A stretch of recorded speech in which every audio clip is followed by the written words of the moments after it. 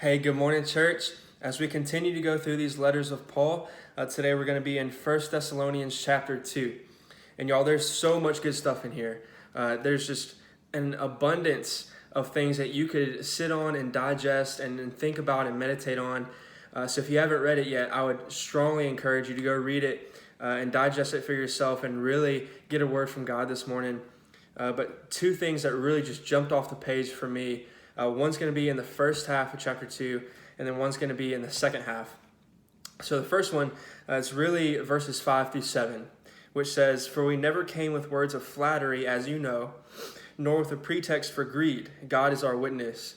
Nor did we seek glory from people, whether from you or from others, though we could have made demands as apostles of Christ. But we were gentle among you, like a nursing mother taking care of her own children." And what a crazy picture that is that Paul paints about the church and his treatment of it in this city. He's saying that the apostles and himself could have come into this community and said, hey, you need to feed us, you need to give us money, you need to give us a place to sleep, and then you need to give us some more money when we decide to leave and go to our next city, to our next church to plant.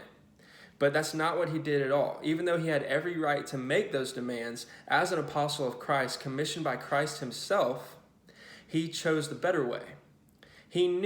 Paul knew, and the apostles knew, that even though they had the right to make these demands, if they had, the gospel may not have reached everyone that it could have.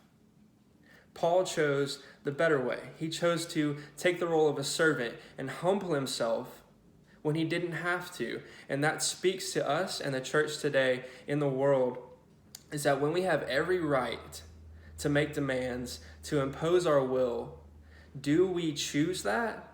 Or do we choose to take the role of a servant and humble ourselves to the people around us so that the gospel can go further? And that really challenged me today, and I hope it does you too. The second part is going to be in verse 13, which says, "And we also thank God constantly for this, that when you received the word of God, which you heard from us, you accepted it not as the word of men, but as what it really is, the word of God, which is at work in you believers." And man, that is just so encouraging. I hope that you can find hope in that and peace in that.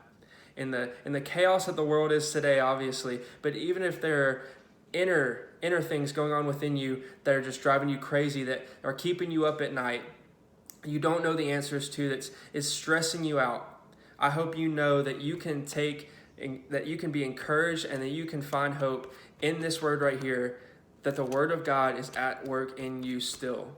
It's still doing miracles. It's still doing work in you and around you, and God is still with you. And I really hope that I encourage you this morning. See y'all soon.